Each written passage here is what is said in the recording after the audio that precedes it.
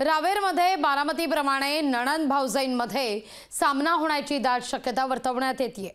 रक्षा खडसे यांना भाजपने उमेदवारी दिलेली असताना त्यांची नणंद रोहिणी खडसे यांना राष्ट्रवादी शरदचंद्र पवार पक्ष निवडणुकीच्या रिंगणात उतरवणार असल्याची देखील जोरदार शक्यता वर्तवली जाते।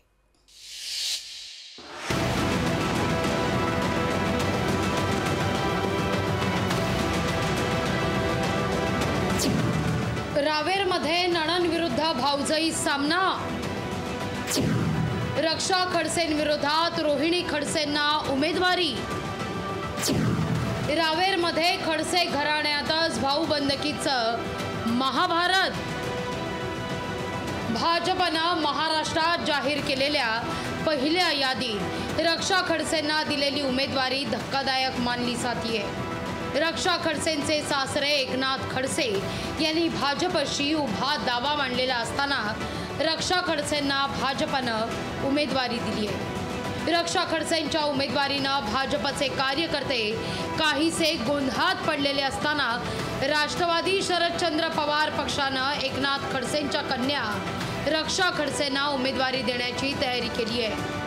रोहिणी खडसे उमेदवार असू शकतात महाविकास आघाडीचे?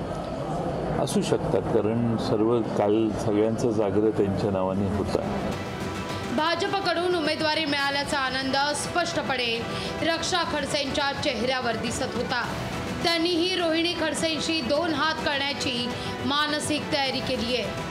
जोपर्यंत अधिकृतपणे उमेदवारी राष्ट्रवादीची जाहीर होत नाही तोपर्यंत या सगळ्या गोष्टींना बोलून काही तथ्य नाही आहे। एक वेळा उमेदवार त्यांच्याकडनं कोण समोर येतो नंतर बघू। आज आणि असं आहे की आज मी निवडणुकीच्या रिंगणात उतरलेली आहे। आज पक्षाकडनं माझी उमेदवारी जाहीर झालेली आहे। शेवटी समोर जरी कोणी असेल पण आमचं ध्येय जे मी सांगितलं की मोदी साहेबांना प्रधानमंत्री करायचं, त्यासाठी सगळे लोक आम्ही कामाला लागू आणि मला विश्वास आहे की जनता माझ्यासोबत आहे। बारामतीत नणंद भाऊजाई असा सामना होणार आहे। असा सामना आता रावेरमध्ये होणार का, या संदर्भात उत्सुकता आहे। दोनही मतदारसंघात नणंद भाऊजाईपैकी कोण वरचढ होणार याची उत्सुकता निर्माण झाली आहे। जळगावहून मंगेश जोशीसह ब्युरो रिपोर्ट, लोकशाही मराठी, मुंबई।